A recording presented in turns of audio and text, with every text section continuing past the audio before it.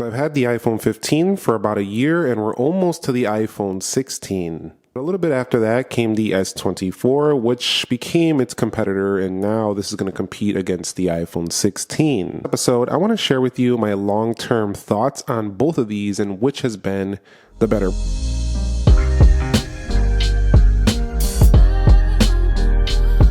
So what is up, guys? Nick here, helping you to master your technology. Let's begin this video by talking about which has been better for the price point. Now with the iPhone 15, you always pay pretty much retail price for this. Whether you're subsidizing it on a contract, paying a monthly, payment installment towards it, it's usually going to be the full price. You can find some discount deals at carriers where they'll give you one free. It's not often, but sometimes if you buy one, another family member could get one. But usually you're not getting big discounts on iPhones, mostly because, Apple's more of a hardware company. They got to sell these phones. And also the brand, usually you're going to pay top dollar for the top brands out there, especially brands that sit at the top of the market. The Galaxy S24, also a top brand here in the US. And also this phone usually comes in at a discount as well. More so than that phone over there. As a matter of fact, you can sometimes get this for $200-300 less than this phone. And we'll talk about later why this was the better value for the money. It's got a lot to do with the specifications that you get for less money usually than the iPhone 15. Samsung usually has discounts on this phone. But from a long-term perspective, I found the S24 to be the better option for the price in terms of value for money. The design here, which one had the better look overall in terms of how it actually looks? Now, personally, I think both of these phones look excellent. I do like the cameras on the Samsung. I think they're more symmetrical. They just look better than the diagonal look, in my opinion. The phone itself, though, is a little bit nicer looking, I think, on the edges for the 15. It was just, it just looks kind of more rounded. Over here, Samsung's S23 to the S24, this got a slightly taller, so it looks a little bit less sleek, I think, as the S23 model that it replaced. But definitely has more of a squarish round edge. I don't know how to describe it. It's a little bit more squared, flatter than before. Definitely a more businessy, professional look, but I think sleekness, I think the iPhone 15 is actually closer to that of the S23, especially on the edges. Now, on the back material, the colors this year were just very pastel. On the iPhone 15, some of the most unexciting colors I've seen in a while, if I'm being honest with you. So the green was the one I went with to get a little bit more excitement in my phone. You'll see power button over there. USB-C. Everything is, true to Apple, clean, premium looking. It's all good. Bezel's pretty thin, but then you got the bezels on the S24 looking ultra thin as well. On the front, they both look pretty similar besides that dynamic island and the punch hole. But 1 year later, I gotta say, they kind of just feel like the similar phone for each respective manufacturer. We have the Samsung version on the right, and then we have the Apple version on the left. You can see, I like how both of these are very clean on the bottom, USB-Cs. You can see they even have that antenna line in the same area. Just overall, they feel like the exact same phone, but just for different manufacturers with slight differences. Now, in terms of build quality, they're both very good. The iPhone actually is going to give you a Gorilla Glass here on the front and the back, so that's going to be pretty good. They don't say exactly which one it is, but I know it's Corning made. Aluminum frame here, so we still have a pretty good aluminum frame. I like that this phone doesn't really attract a lot of fingerprints, so that's one good thing about the iPhone 15 with this new matte back. Much more clean, it stays a lot cleaner. It stayed a lot cleaner throughout my usage with it. And IP68 ensures that this is definitely a strong phone. Now, even though this doesn't feel like super thick glass or whatever, it just kind of feels... It just feels like aluminum on the back, honestly. It is glass, so if you bend this the wrong way, or you sit on it or drop it, this back is susceptible to cracking. So be careful with that. This phone can still crack, even though it doesn't feel like it would easily. It still can. Now, over here for the S24, all this time later, I like how it's a little bit lighter, even though it's a little bit taller, has a little bit more screen space at 6.2 versus 6.1. This is Gorilla Glass Victus 2 on the back and on the front. So pretty good. And also a pretty nice aluminum frame here on the edges. This is armor aluminum too. So this actually has a tougher drop resistance, and it also has better scratch resistance than ever before. So this also stayed clean. This one's just a little bit lighter and taller. This one's a little bit more rounded and slightly shorter, but definitely a little heavier. Both of them very comfortable, very premium to hold day to day. And if I had to choose one in this case, I would pick the iPhone because I feel like it's just slightly more comfortable. It's very small. It's like this much, but over my time using it, this is just a little sharper in the corners. So I'd pick the iPhone from ergonomics and just kind of the design and the build. It just feels a little bit smoother and easier to hold. All right, so when it comes to the displays, you can see both of these things are just absolutely gorgeous. They're actually both Samsung-made OLED displays, so what would you expect?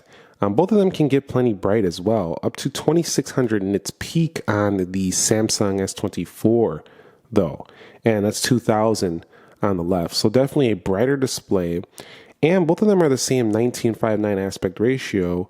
But the Samsung, because it went for the larger display, actually has a less sharp display at 416 pixels per inch versus 461 on the iPhone. So iPhone's slightly sharper, Samsung is brighter and bigger by just a little bit, and both of them don't have always on display. Just the Samsung over here has the always on display. So do keep that in mind. If you want to use always on, you have to get the Samsung Galaxy S24 here. But because they're OLED and they both have these cutouts here, as long as it's a black screen, you won't be able to see Dynamic Island or that. But as soon as we get to something a little bit lighter, you'll definitely see that it'll cut into the content and stuff like that. Further talking about the display a little bit, the age-old argument or thing I've been talking about is the 60 hertz on here. I do want to just state what I feel about this long term. I do think that it's just like, how do we keep getting away with putting this out, Apple? Like, come on, man. Like, every other competitor is putting out at least 90 hertz. The Pixel 8a is much cheaper than this phone has it. There are many, many phones on the market, even like cheap $300 phones have better than 60 hertz panels. Like, come on already. This is just absolutely ridiculous. The Samsung over here obviously is going to give you what you deserve, which is a 120 hertz panel on board, which makes it a lot smoother day to day. And I never could say before, usually, that a Samsung phone is smoother than an iPhone, but this one actually is because of it has the 120 hertz display. Of course, the animations and the way it scrolls is still going to be quite nice for the iPhone 15 because of iOS and how that is designed. Some things might look a little smoother, but definitely they're not faster. The refresh is definitely not faster. So it's a big, big win to the Samsung there. There's one major con, though, to the Samsung panel that I do have to talk about, and that is the way they tuned it has angered a few Samsung customers who really like their vivid modes to be extremely vivid. Now, if you go on here, you'll see vivid right here is definitely toning it up, but they had to bring this, and I had to crank the slider all the way up to get this to look more vivid.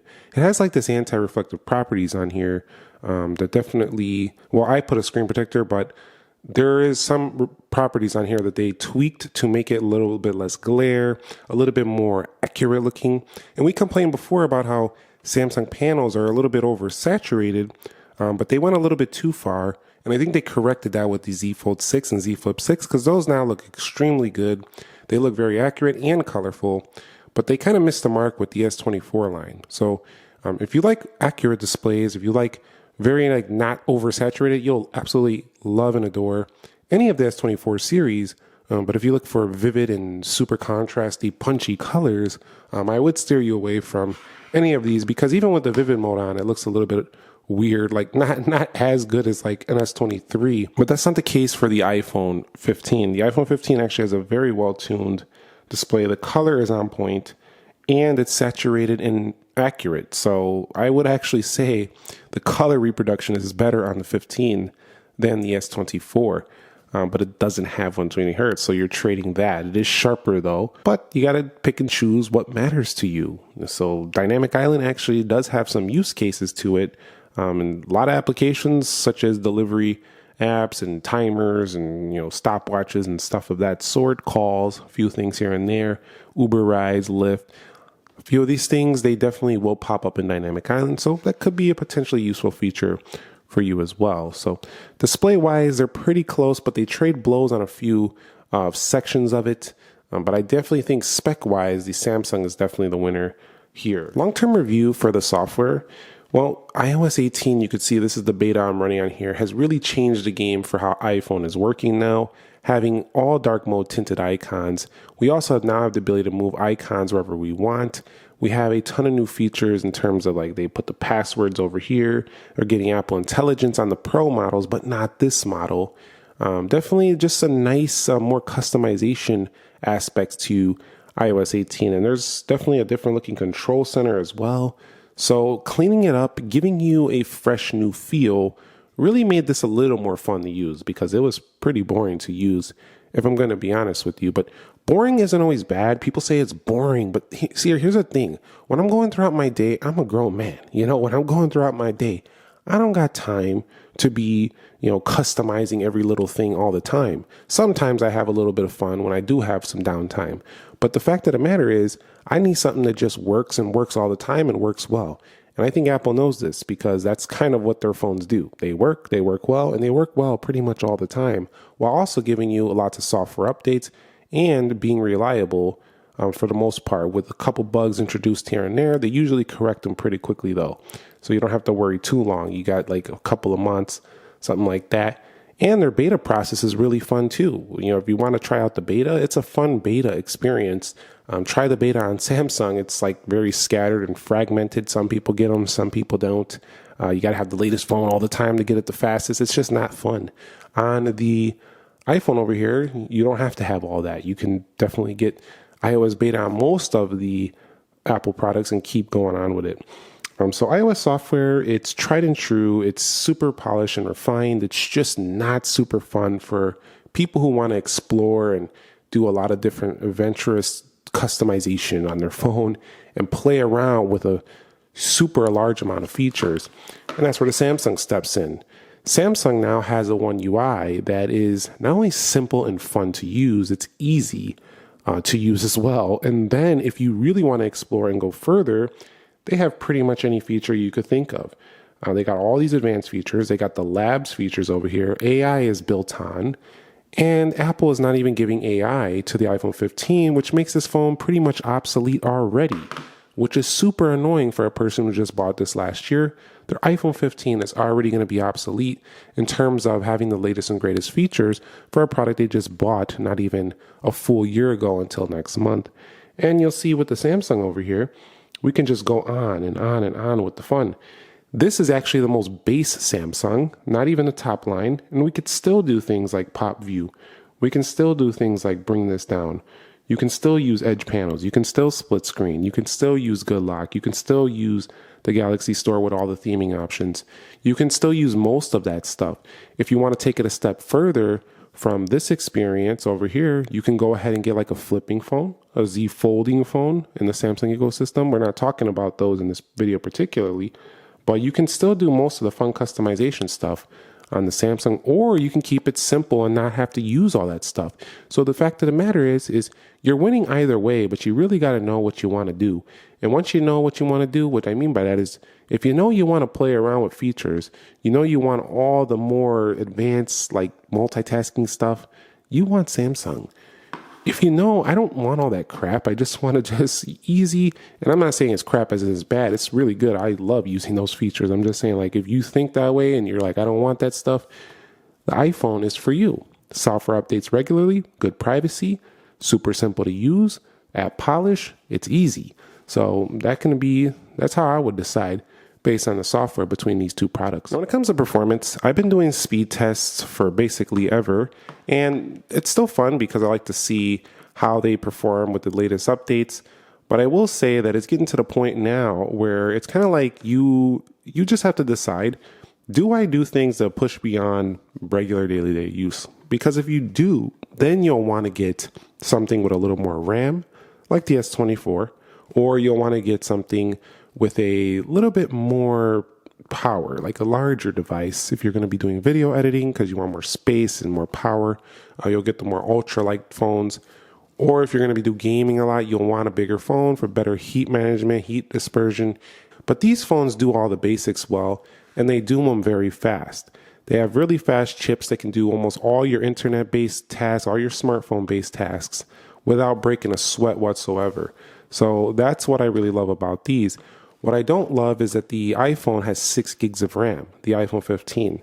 That makes this phone not have, I would say, super longevity compared to the S24 over here, which has 8 gigs of RAM. This has the same amount as the Pro. And if you go to the S24 Plus, that's going to give you 12 gigs of RAM if you want to jump up a little.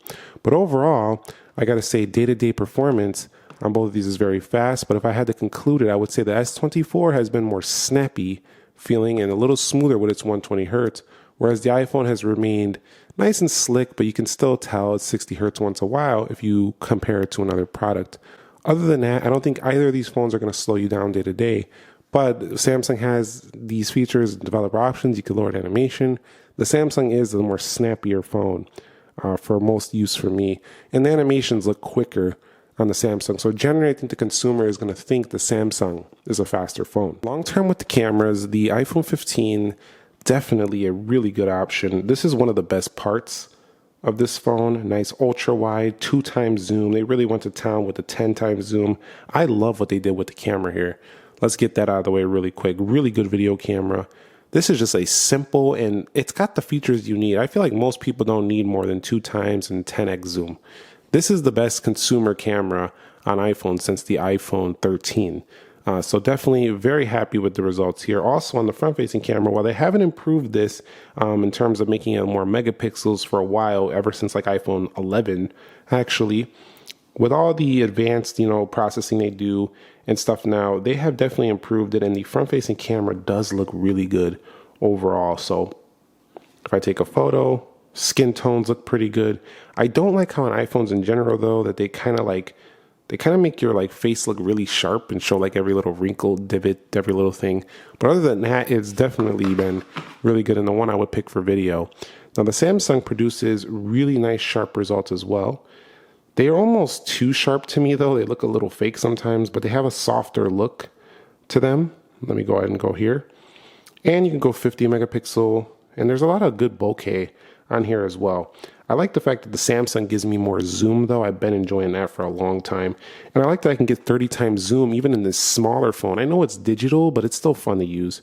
If I go over here to video, you can see you can go all the way up to 8K an unnecessary amount, but Samsung is not giving you, I think, what I would call better video, but still very good video, very close. And then you could do super steady over here. I think the iPhone 15 has action mode as well. But again, that theme of Samsung giving you more to play with, all the camera features are right in camera itself. And look at all of these options here. I really like how Samsung does selfies. They look a little bit more pleasing aesthetically, softer on the face. They just kind of give you they just make you look better. Let's just put it that way. That's the best way I could put it. They make you look better. That doesn't mean they post better on social apps. Some people say they don't post well there when they get uploaded. But at the same time, from the phone itself, they do look better to me when it comes to face. To the battery life, this is where Apple wins. Samsung S24 definitely drains faster than my 15. This one has better standby and a little bit better longevity by maybe an hour or two. Maybe somewhere in the 1 to 2 hour range longer than the Samsung Galaxy S24. You can put on battery protection and stuff, then you'll get it closer. But I don't like that I have to do that. I'm not saying that the Samsung S24's battery is bad. It's definitely by no means bad. It is larger. But the iPhone just seems to last a little bit longer. It's just weird. 3349 milliamp, 4000 over here. It could be down to the software and stuff like that. And the thing I don't like about the Samsung sometimes is, depending on the updates, like the battery can be great, and then one update comes and it's worse. I don't like that. That can happen in here too as well with like betas.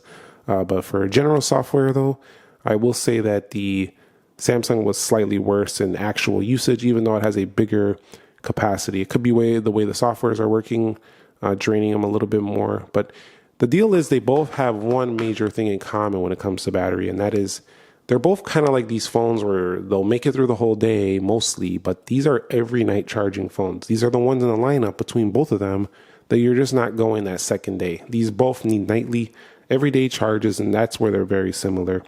But the Samsung does have reverse wireless charging, whereas the Apple only has reverse wired charging, which is basically where you could just reverse the USB-C. You could do that on the Samsung as well.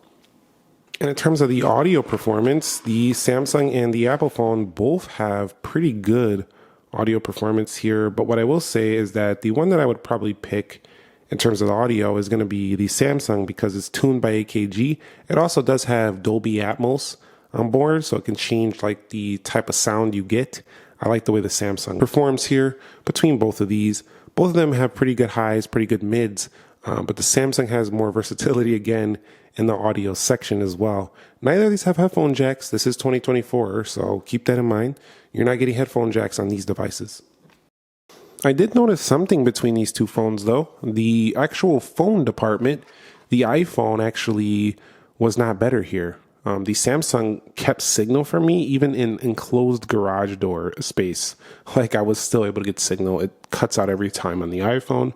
So I can tell you from personal experience, the Samsung can hold better signal strength than my iPhone 15. That's just my experience. Yours might differ. But the 5G also had better strength on the Samsung as well. Faster 5G when I was out and about on this one than this one. It wasn't by a crazy amount, but it definitely was enough to say it was better. So keep that in mind. It's just something that I noticed in the long term between both of these. So if I'm going to give you my final conclusion here, I got a few things to say. I buy these phones, personally for you guys to get these videos, to get some help with your purchase decisions. Me personally, I wouldn't buy either of these because I'm more into the bigger, Ultra, the Fold, stuff like that. But these two right here, there's something about them that disappointed me on both. One, the iPhone sticking with 60 hertz just feels like, ugh. And also 6 gigabytes of RAM also feels like, ugh.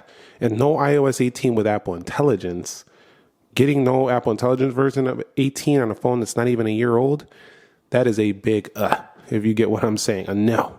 So definitely this is super disappointing. It just feels like it's going to be obsolete already. It's going to be forgotten about when the 16 comes, just simply because no Apple Intelligence. And also, they're going to turn the camera back vertical, so now it's going to even look older. So because that's the old camera now, diagonal.